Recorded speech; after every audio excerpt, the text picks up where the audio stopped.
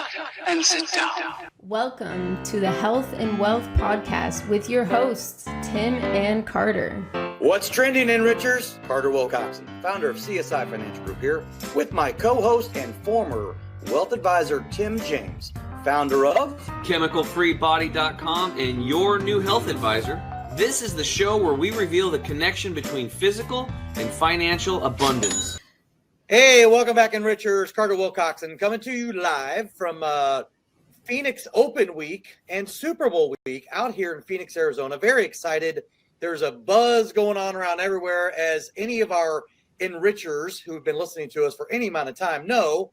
I'm a huge Chiefs fan. Chiefs are in the Super Bowl, but we're calling it the Kelsey Bowl because for the first time in the history of the NFL, you have two brothers going against one another in the Super Bowl. You got Jason Kelsey from the Philadelphia Eagles, the center, number 62, going against his brother, Travis Kelsey, for the Kansas City Chiefs, number 87, greatest tight end, I'm going to guess, ever in the history of the NFL when it's all said and done. But anyway, very exciting time. And as normal, I'm going to go ahead and bring in my co-host, Mr. Chemical Free Body himself, Tim James. Timmy, how are you doing, my man? Hey, I'm doing fantastic. I'm on day 2 of a water fast, which I don't recommend to newbies at all because people are malnourished. So once you get the nourishment, once you get unmalnourished, then you can think about a water fast. But just really excited. My mental clarity is amazing. And isn't the waste management open or something going on in Phoenix right now? Waste Management Phoenix Open is also happening. So Sunday is the final round of the Waste Management Phoenix Open here in Scottsdale, Arizona. Sunday's also the Super Bowl in Glendale, Arizona. So it's crazy around here right now. It's almost like I can imagine you being a little kid having Christmas 2 days in a row. But it's all on the same day. Yeah, it's crazy. Now, I had one of my private coaching clients is actually playing in that waste management deal. What do you mean? I don't know. He said he's playing golf over there. That's what he told me. Was he playing in the Pro-Am? Is he a professional golfer? He's not a professional golfer, but he's a professional baseball player. Oh, okay. All right. Well, then he's probably playing in the Pro-Am. So they have a Monday Pro-Am, which was yesterday. The Wednesday that must be what it is. Which is the big Pro-Am, is the Wednesday Pro-Am. That's the one that costs you $15,000 to play in as a guest. Yeah, I'm sure that he told me about it yesterday. I'm like, oh, this is going to come up tomorrow during the podcast. I knew it. Bam! Right out of the gate. So, all right. Well, enough about us and golf, for God's sakes. Let's get into our guest, because we had an 11-minute debate beforehand and a discussion. It was awesome. I'm really excited to have Barbara on. So why don't you bring her in, Carter? Yeah. So, hey, Enrichers, you are in for a treat. We have an industry aficionado when it comes to aging. Barbara Micheletti of Interrupting Aging is joining us today, also out here in the Phoenix, Scottsdale area. So, Barbara, thank you so much for joining us today. Thank you for having me, Carter and Tim. I'm very excited to be here. Yeah, well, we're excited to have you. So we're going to just jump right into it. And, Interrupting Aging, we're going to take a little rewind here. We're going to go back, right? What got you to where you're at today, right? So let's share with the Enrichers, your journey, your path to where you're at today. Where do you think that kind of started in the first place? Well, I have to say it actually started in my childhood. I was surrounded by a lot of very kind older adults in my neighborhood and in my church. And so the seed was planted that I liked older people back then when I was a young person. But I actually didn't pursue gerontology per se, which gerontology, all that is the study of aging. I actually didn't pursue that until I was finishing up my undergrad, which was in Tucson, Arizona. And I could share with you a story of how I decided to go specifically into gerontology, if you'd like to hear that. Yeah, well, I'm going to get to that in just a second and everything. But talk a little bit about, where it was, where did you grow up? So I'm assuming you're a Wildcat then, you said, down in Tucson. I don't know if you went to University of Arizona. No, I wasn't. I actually grew up in the Midwest. I grew up in Illinois, central Illinois. And my parents were military, so I grew up near a military Air Force base. And so that's where the community, it was a very small community where we had a lot of older adults in the neighborhood, in the community, and in the church. And so that's really what planted the seed of working with older adults in my later years.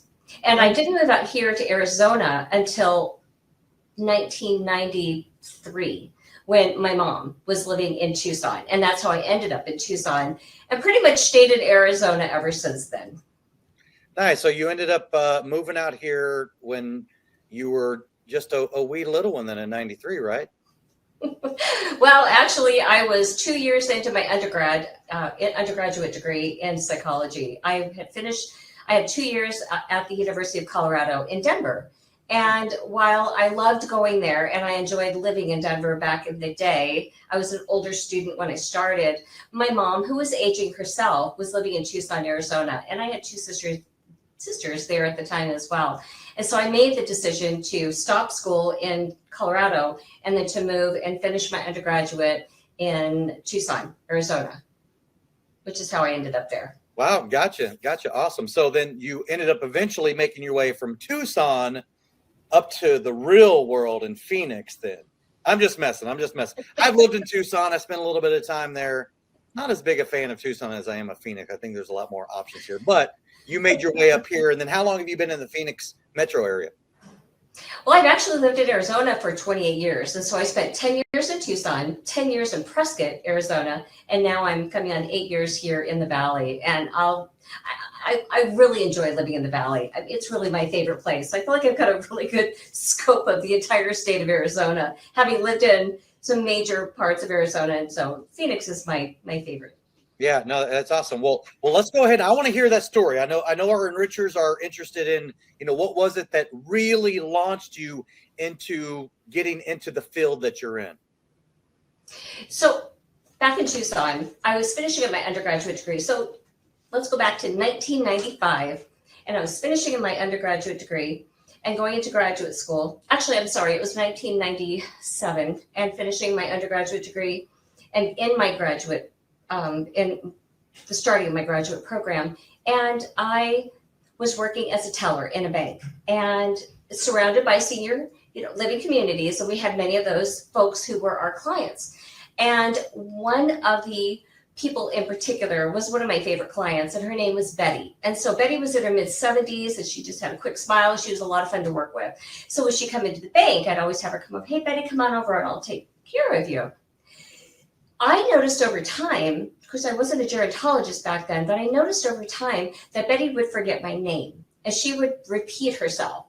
And I would have to carry our conversations sometime. And so I didn't think too much about it. Again, I wasn't a gerontologist. One day, Betty came in and said, I saw her at the door and I said, "Hey, come on over, Betty, I'll take care of you." So she came up to my teller's window. She says, "Barb, I need a $10,000 cashier's check." And I said, $10,000 cashier's check, that's a lot of money. Like, what are you going to do with it? You're going to go on a cruise? You're going to take care of yourself, pamper yourself. What are you going to do? And at first she didn't want to tell me. And I said, "Betty, you kind of have to tell me, because the bank is going to ask. That's a lot of money. And I need to create a cashier's check, have the manager sign it." So she reluctantly told me that she was sending it to a very nice young man overseas whom she'd met on the phone.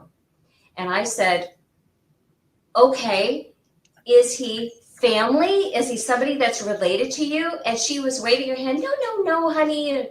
No, honey. But I trust him. And I know he's going to take really good care of me with that money.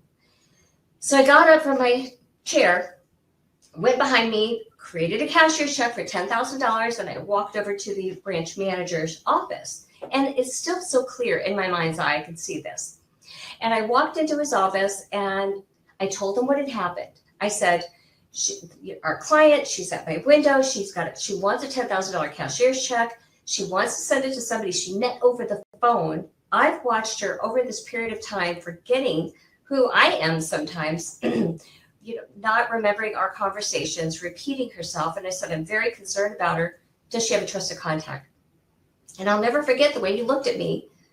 And he said, "No, it's none of our business. She could spend her money how she pleases. Give me the check and I'll sign it." So he signed the check. He handed it back to me. And I walked back over to my teller's window and I gave it to Betty. Here you go, Betty. She plucked it out of my hand. She's like, thank you, Barb. She walked out the door. I found out shortly thereafter that Betty was diagnosed with dementia. Betty she was living in an assisted living community, and some distant relative that they had found at the community had Betty committed or locked down into a lockdown facility and a memory care facility. They took away her car, they took away her home and her life, basically. And I felt like back then the bank really failed her. And I felt like I had kind of failed her as well. And it was at that time, around that time, as I was in my graduate just getting in my graduate program, is when I made the decision to focus on gerontology and to work in some capacity helping older adults. Wow.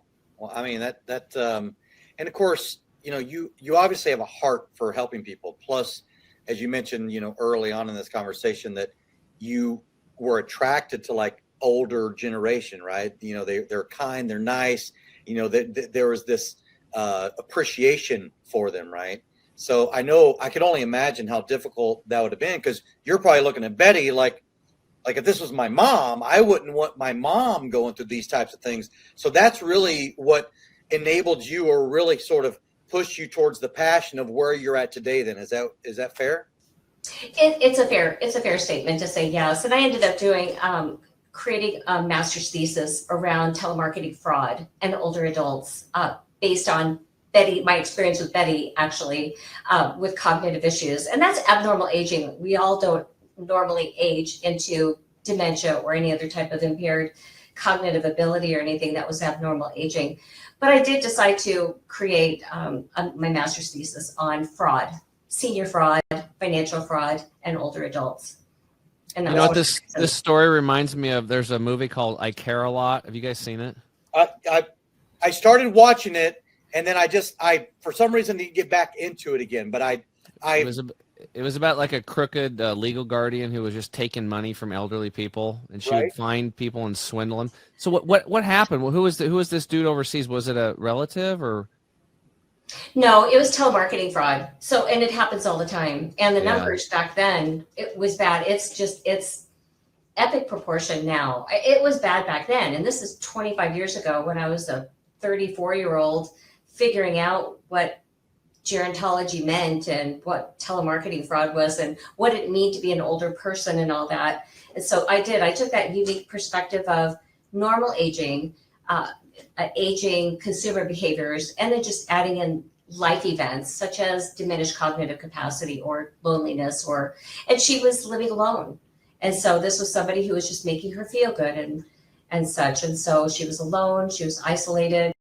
So taking that type of research and combining it together and coming up with exactly what you talked about, Tim. I haven't seen that, but I've heard of it. As far as that's under guardianship, that's somebody who is grossly taking advantage of people under a guardianship situation. Yeah, and I will say this, like, if it's not rated PG at all. So if you have any kids, it's not probably the movie to sit down and watch with little kids or nothing like that at all. But anyway, if you're an adult, it was recommended from a friend of mine, and I remember watching it. And I don't watch a whole lot of movies, but I was like, holy crap, it was a pretty freaking, I mean, just wait till you see this lady, man. She's crazy. She literally is crazy. She's just taking people's money left and right. And it's like, it's sad, because it's like, I know there's a lot of truth out there. This happens.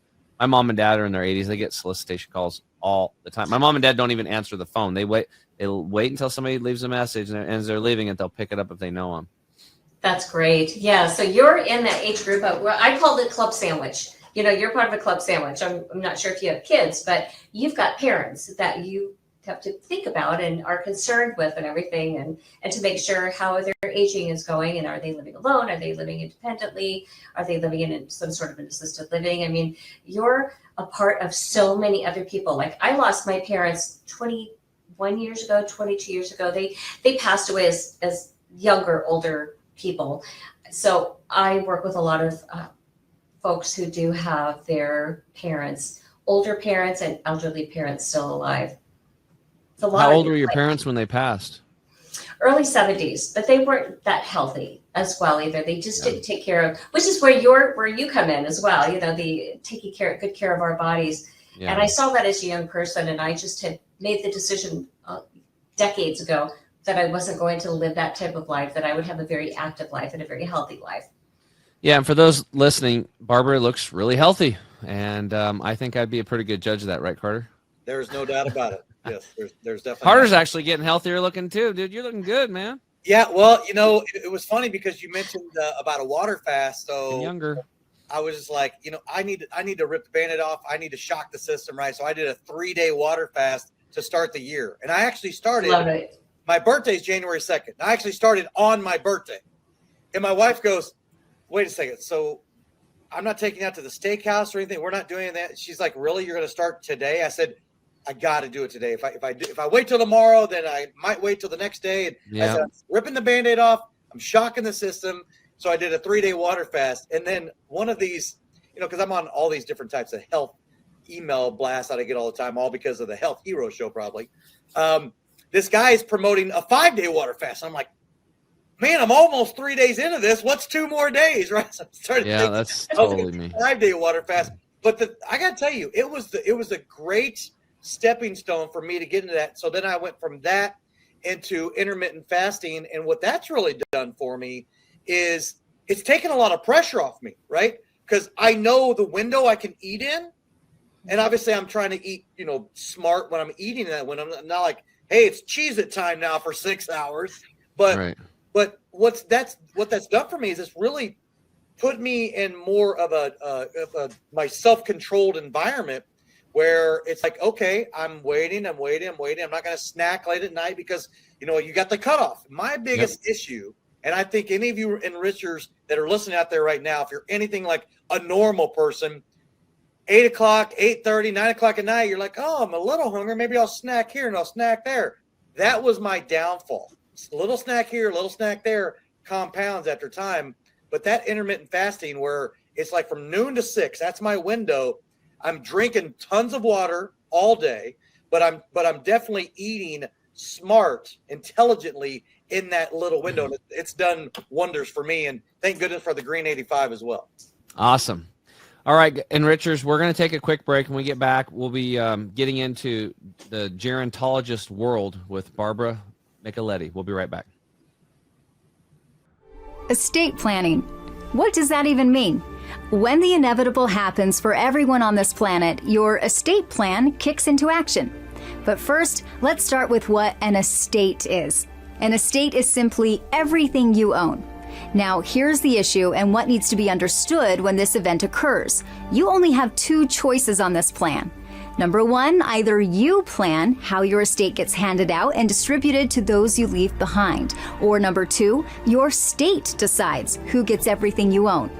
For the first time ever, you can now take complete and total control of this plan that you've been deprived of for most of your life and generations before you. You can get personalized assistance along the way with a team of specialists whose job it is to make sure you have true peace of mind. It's important to understand that estate planning is a journey, and rest assured that our team will be available to you all along the way and at every step. Welcome to Estate Plan, home of the last estate plan you'll ever need. To learn more, make sure to reach out to your local advisor licensed with us or go to our website for more information. What's up, enrichers? Tim James here. I'm back with my co-host Carter Wilcoxon. Get in the house today. We've got Barbara Micheletti. She's been doing gerontology for 25 years, which is the study of aging. And what's really interesting about her is she was actually licensed to be a financial advisor and then decided to take a detour and start helping other financial advisors and insurance agents understand aging and how that can apply to their business. Because if you understand aging, then you can help. You're much better to help your clients with different products and tools and how you just talk with them and planning, family planning, because there's the inevitables. So why don't you get into that, Barbara? Like talk about that detour moment. Like you're getting licensed, you're getting your, I think you said you got your 65, your insurance license. Then what happened? Well, I had been a 13-year property casualty insurance agent up until that time. So 25 years as a gerontologist, 13 years as a property casualty insurance agent. And over the years of being a regular insurance agent, I came across a lot of my clients who are mostly business owners first generation, second generation business owners had a lot of age-related money issues. That was just tearing their business apart, tearing their family apart. I could only help them so far as an insurance agent and as a non-practicing gerontologist. So I made the decision to level up my game and become a financial planner. So I went through and took the securities test to become licensing and all that, to become a financial planner. When I got into the financial planning community, I realized over time that my highly esteemed colleagues, super smart, very dedicated, very passionate about helping their clients financially plan for that retirement number and such, not necessarily have those age-related money conversations, such as, okay, you're married. What if your spouse becomes demented? Who's going to pay? Who's going to be the caregiver? Are you going to age in place at home? What if it's your husband that becomes demented? Although it's usually women, out of the 6 million women people that are living with Alzheimer's in the United States, 75% are women. So if it's your husband that becomes demented, at some point, are you going to still be the caregiver? Are you going to be able to take care of them? So it's those difficult, sensitive conversations to have with your clients, to have a plan in place. Not only a number plan, what your retirement number is, $1 million, $2 million. It's not only that, it's, hey, what if you develop dementia? What if you become a caregiver? And who are you going to be the caregiver for? Your mom, your dad, your spouse's mom, dad, grandma, grandpa. So you look beyond the numbers and you look at what is the impact of your clients' lives as far as developing a dementia, becoming a caregiver. Do you have that estate plan in place? How can we create that consensus of putting an estate plan together and not create multi-generational trauma or adult child estrangement, things like that? And end of life, which we as a society have a very hard time talking about how we want to die, and having those type of conversations and making sure you have all the legal documents that come in with that. So it's really, that's anything age related with a number is where I come in at. So it really helps you point out the realities of life, and it allows the financial planners to have a conversation in a very meaningful, impactful way that will wake people up. Because, like, you could say, hey, Jane, Tom here's, he's 220 pounds. Okay, you're 115. If he needs to have his butt wiped every day, are you the one going to do that? And when he slips and falls, are you going to be able to pick him up and get him into the bed? Because it's going to be dead weight. It's going to be dead weight. And I know I'm just, for the folks that are out there listening, this is really important stuff, because I've lived in houses with people, like by default. One time I was living with a gal to help her with breast cancer, and her mother had dementia, and then her dad ended up causing some problems. She was like 89, 90. Dad was like 92. He had to live with her. They were divorced for 40 years. Now they're back living with each other, both with dementia, and just like, going. But he fell, and I had to pick him up, and I'm strong. I work out. I take care of myself. I used to hunt and fish and pack deer and elk and stuff out of the mountains.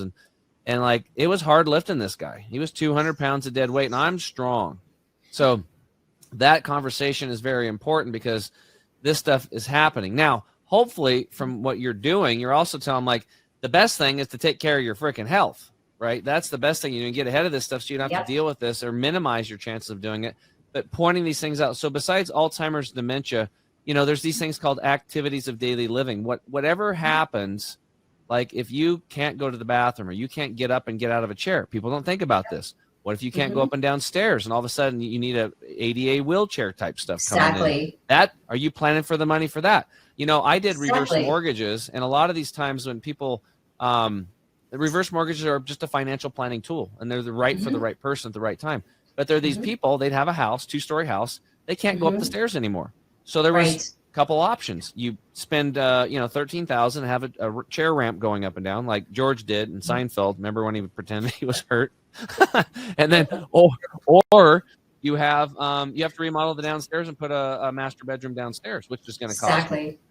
Right. So it's stuff like that. And people they don't think about, I'm fine now. But all of a sudden it hits you right in the face. Right. Exactly. It does.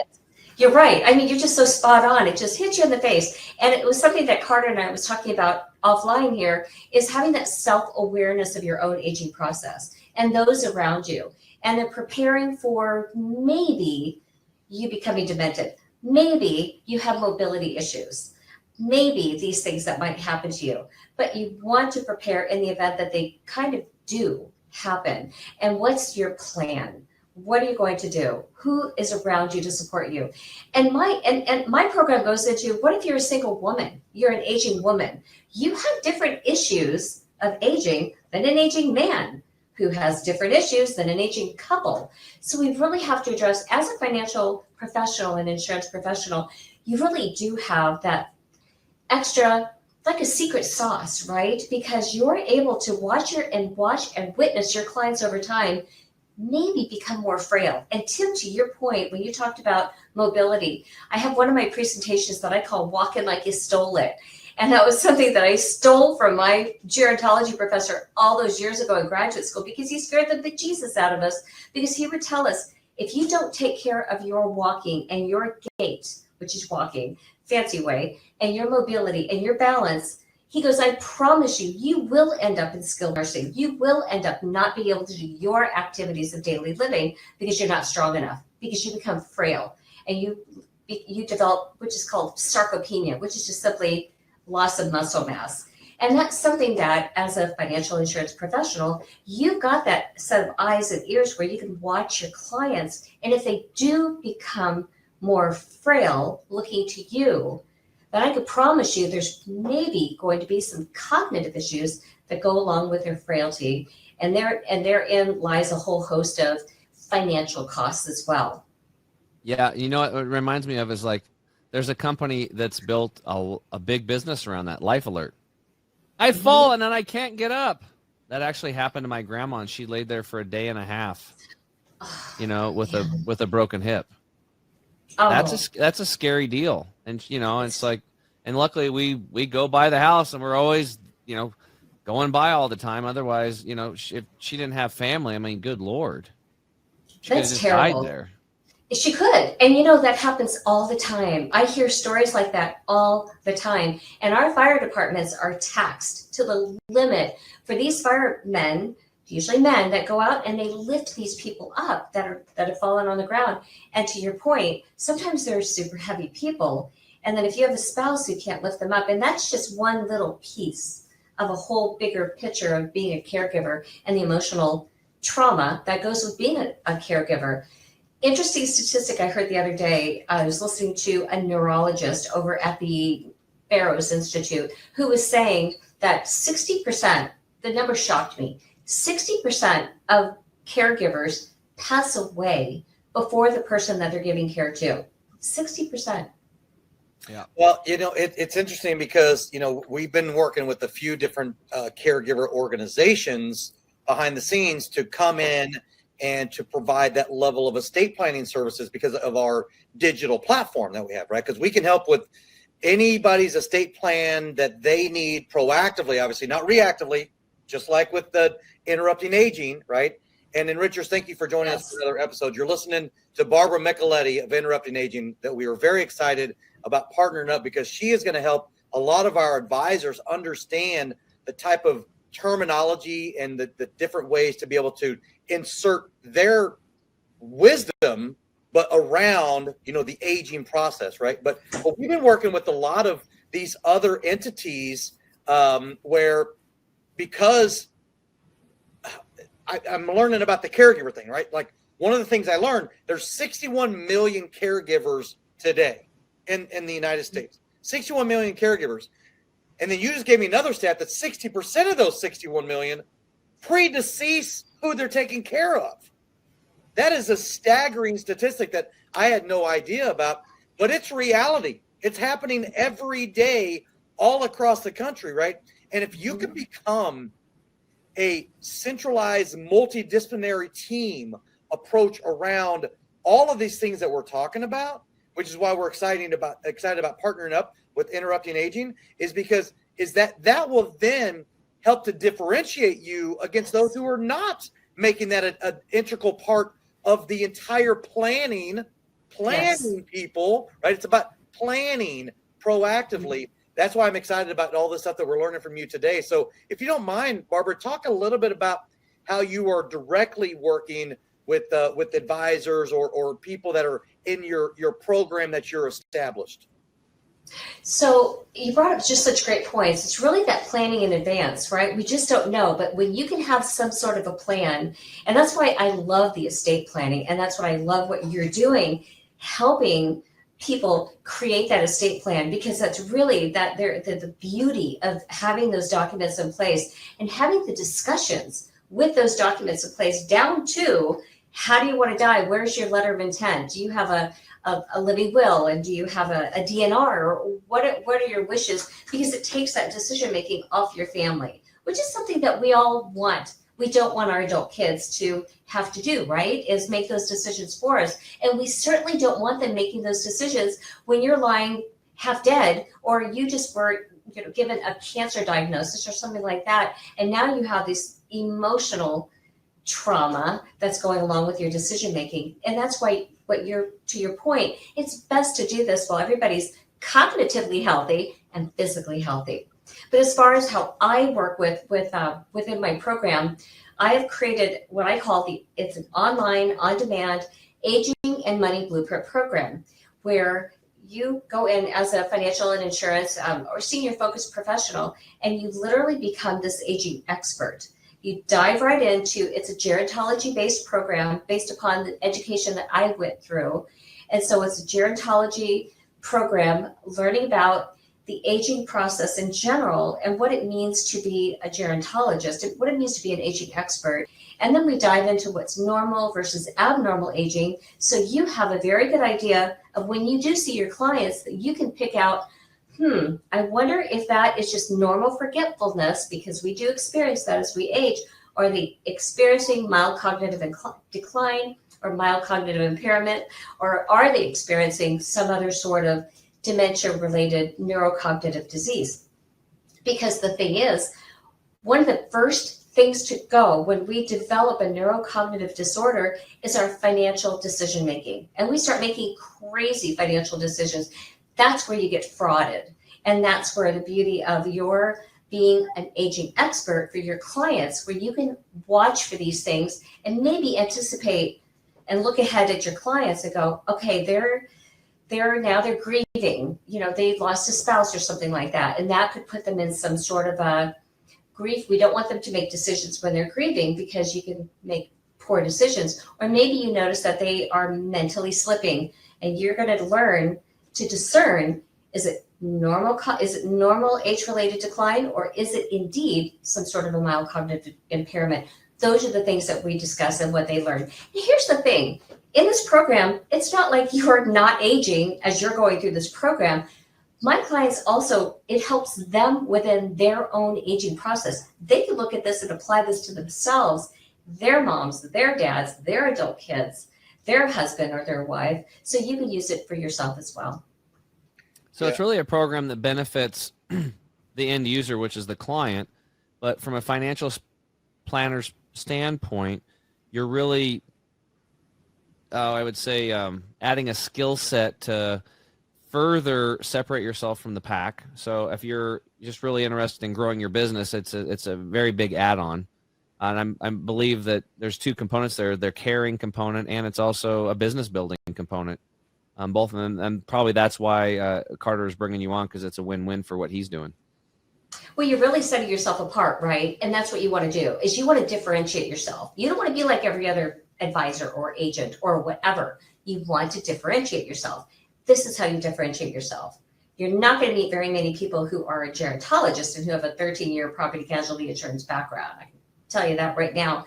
But as a professional, you want to differentiate yourself from everybody else and say, this is why you want to work with me, because I know these things extra. And being on the cutting edge of our aging population and being poised to be able to help, they're not only your older clients and your elderly clients, but their adult kids and the future generations. I mean, there's $84 trillion that's being transferred now to future generations over the next 25 years. And that's a lot of money to be had, right? And people need to work with financial and insurance professionals. They just don't know that they need to do that. And they don't realize the capabilities that you have as an insurance and as a financial expert. Yeah, that's thanks to Cerulli and Associates. That's where the statistic comes from. It's interesting because in 2014 that number was, I want to say, 38 trillion. Right, 2014. It's all the way up to $84 trillion. The great wealth transfer that we're talking about, right? And what we're really doing here, Barbara, and what I can appreciate what you're doing, and again, I'm very excited about our partnership and how we're going to be able to work together, is that, having, number one, being proactive and eliminating the type of family fracturing that happens when you neglect this type of planning, right? You can't just bury your head in the sand. Literally, that's what a lot of people do because it's a topic that's so scary or whatever. But our network of advisors are now going to have access to the types of things that you can bring to the table to be a continuation or an offshoot or a complement to their practice, that they can now, be a different type of advisor. You can completely separate and differentiate yourself with all the tools that we have brought together. We met one another on LinkedIn or on Instagram. I don't remember exactly how it happened, but I was watching all the stuff you were doing. I'm like, man, this really fits in great with what it is that we're doing.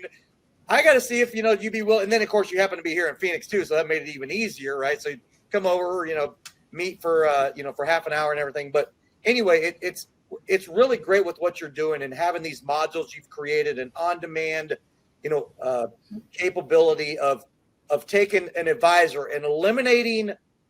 Let me just tell you this right now, Enrichers. If you're a transactional advisor and you want to stay transactional only, this is probably not the place for you to go.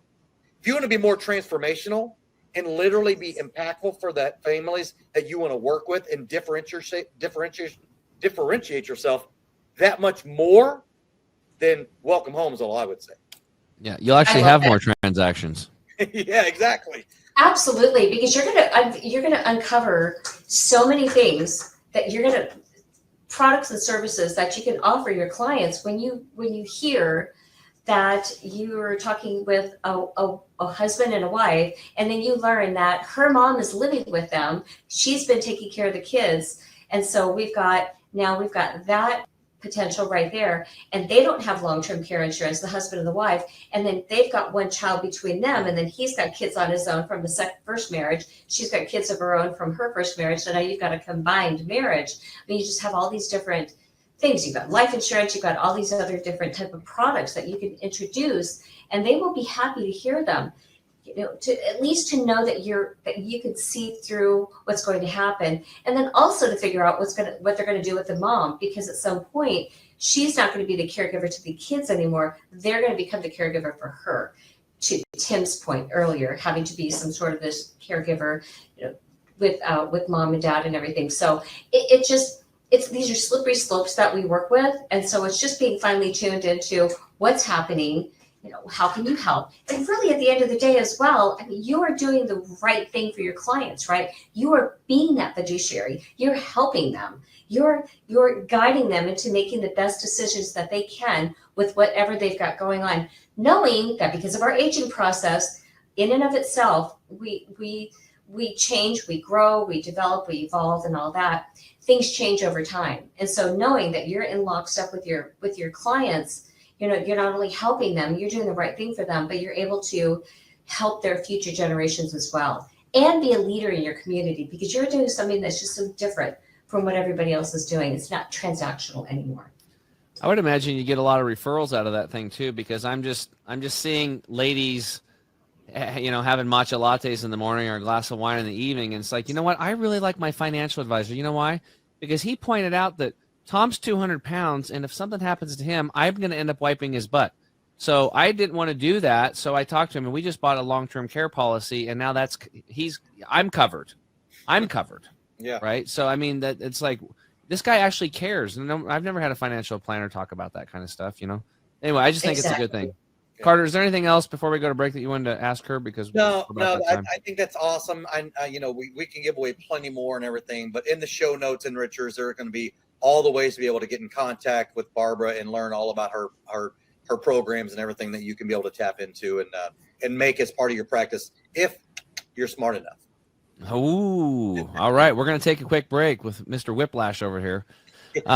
We'll be right back, guys. We'll flip the script on Barbara, and she'll get to ask me some questions when we return.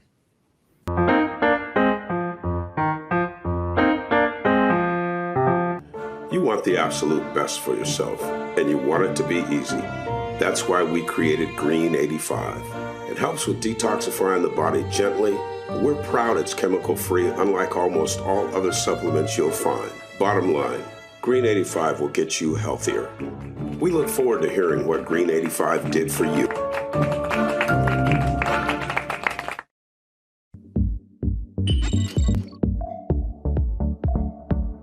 To get this product and our other amazing products, go to chemicalfreebody.com. That's chemicalfreebody.com.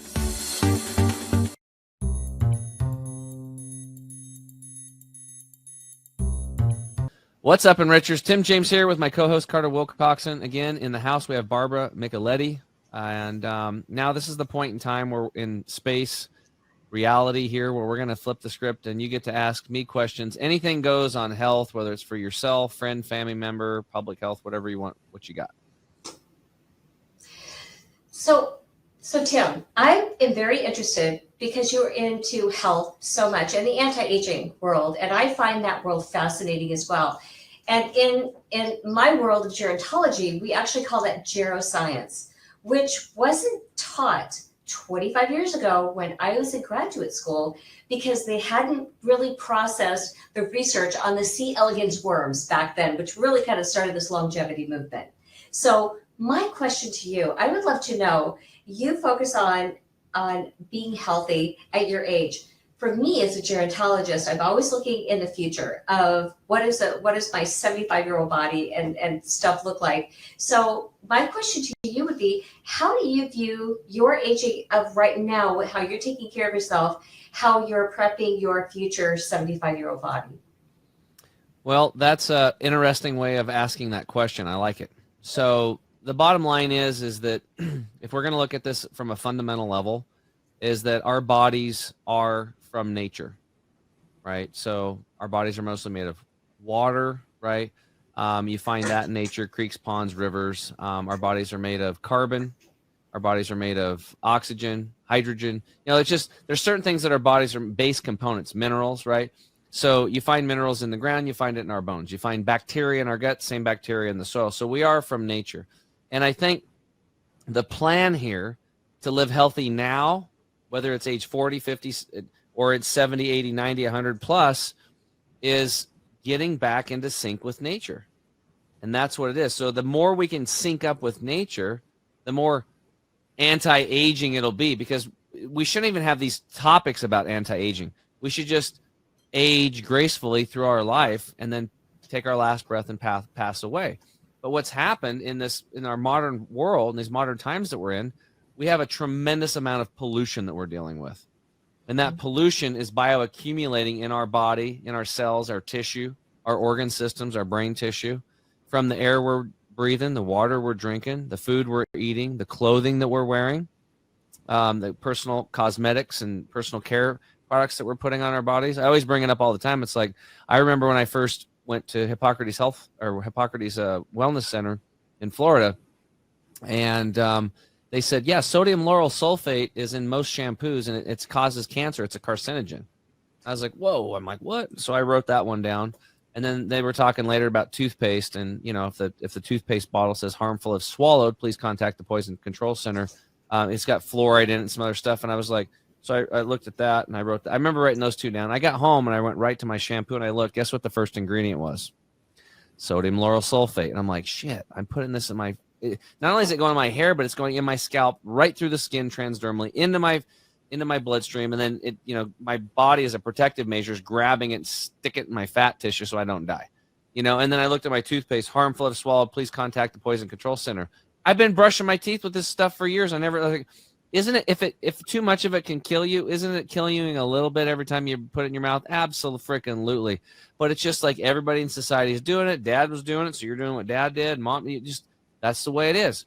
So when you're looking at somebody aging now or in the 80s and beyond, it's Start taking care of yourself right now.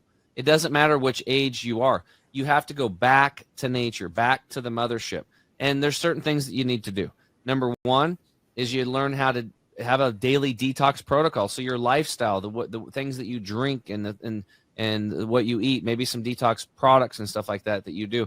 Exercise, pushing crap out of your body. You want to get the flow going, whether it's the bloodstream, the perspiration. You want to get the body moving and getting stuff out. Stop putting the toxins in and learn a daily detox lifestyle to put it out. That's what we teach. The second thing, which might also be the first thing, it's interchangeable, is stress. There's a lot of stress today in the world. Stress is the number one killer. It's dragging people down. It will age you. It'll make you get old faster, because when you're stressed out, you're literally creating chemicals in your body that are not supposed to be there. Because if a saber-toothed tiger adage is coming at you, you're releasing lots of adrenaline, you're releasing cortisol, your adrenal glands are blowing out all the time, but you're just living your life, but you've become very tolerable to it. Those chemicals that were released for you to fight or flight, to run or punch something, try to live, are just being manufactured, but then they're not being burned off as fuel, and they become toxic in the body. So stress creates a toxic load all the time. And so mitigating your stress through getting out in nature, walks, hanging out with people that are nice to you, that support you, meditation, breath work, and anything that you can do to learn how to be in the eye of the storm, no matter what's going around you, you're going to live a longer, healthier life. This is a practice that's going to last you forever. Then the third thing is flooding the body with that nature, right? So, fresh foods, sprouts, sprouted grains, sprouted nuts, sprouted seeds, things that are living foods, and getting more, incorporating that stuff, fresh, clean food. It's crazy. You can't just say, food, because it's like non-GMO, non-irradiated, non-pasteurized, gluten-free. It's just all this crap you got to say about food today. It's like, what happened when food was just food? You know what I mean? This was before the pollution, the soils have been farmed out and all this stuff. So again, the answer to your question is three things: reduce your stress, get the pollution out of your system and out of your home, and stop buying things that are putting it in. And then the third thing is flooding your body with nature and realizing that you're a part of nature, and that's where you got to return. And when you put those three things together and you work on these habits daily, and you create this new environment, this new lifestyle with, non-toxic clothes that aren't off-gassing, and you get your water purified and your air purified, and you start building this environment, you're going to, it's not just stopping the aging process. You're going to age the way you were supposed to. Everybody else that's, people that are 60 years old on 5 medications in a care home, that are in a wheelchair, that's not how people are supposed to be. And when I first got into this industry, I was like, I'm going to live till 140. And a lot of people are like, I don't want to do that. You know why? You know why they said that? Because they just talked about that 60-year-old in the nursing home that can't move in a wheelchair, and they couldn't even imagine living another 80 years in that situation. That's what they're picturing. But my vision is like, picture yourself when you're 15, 20, running around, you got abundant energy, and you do that till you're 100, or 140 or whatever. That's the difference. So it's all about belief systems. It's about the pollution. It's about stress, and it's about nature. And if we do all of those things, everybody has the ability to go back to aging the way we're supposed to and live long, healthy lives. And everybody, everybody listening, you have a God-given right to wake up and feel good, and to be loved, and to feel loved, and just be loved. And a lot of people have lost that. They really have lost that. So we can tap into that kind of stuff. That's where you're going to have a long, healthy, anti-aging life. Well, you really hit the nail on the head when you talked about the stress. One of the big things of just aging in general, I mean, one of the overarching themes of slowing down the aging process is having that positive attitude and eliminating as much stress as you can out of your life. Having that attitude of gratitude, it really does take you a long way. And to your point about the pollution and our food supply, which are terrible. I mean, they really are. It has gotten worse.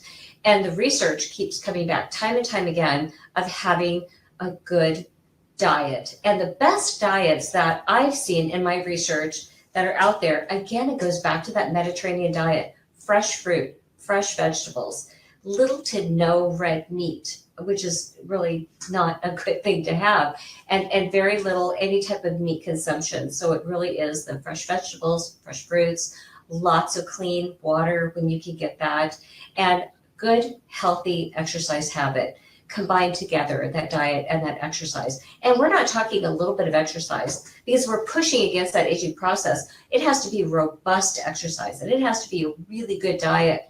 Are we going to slip? Yeah. Do I like Doritos sometimes? Yes.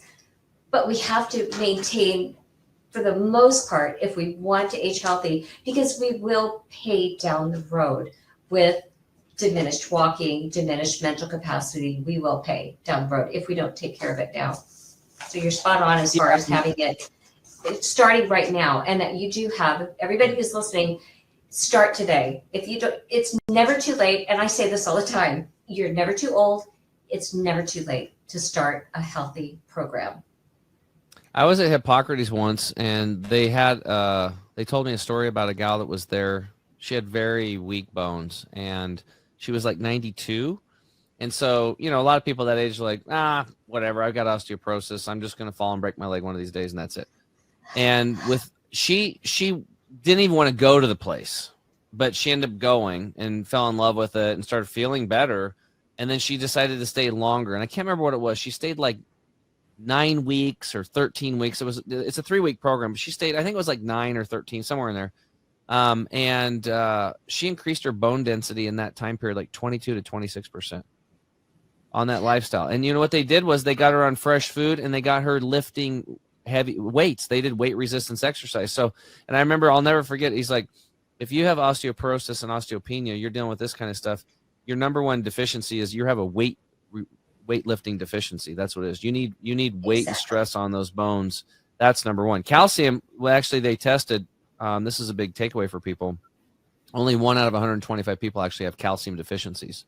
So the sham of the calcium supplement industry is robust, and it's all the way up into medical communities now prescribing people to go get calcium pills when it's only 1 out of 125 that actually need it.